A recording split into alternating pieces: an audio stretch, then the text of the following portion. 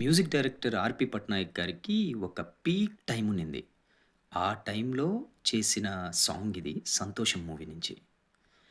ఆగిపోవాలి కాలం మన సొంతమై ఎల్లకాలం నిన్నగా సనసన్నగా చేజారిపోనీయక చూడు నా ఇంద్రజాలం వెనుతిరిగి వస్తుంది కాలం రేపుగా మన పాపగా పుడుతుంది సరికొత్తగా నువ్వు నాకు తోడుగా నేను నీకు నీడగా ప్రతి రేయి తీయగా పిలుస్తోంది హాయిగా ఇలా ఉండిపోతే చాలుగా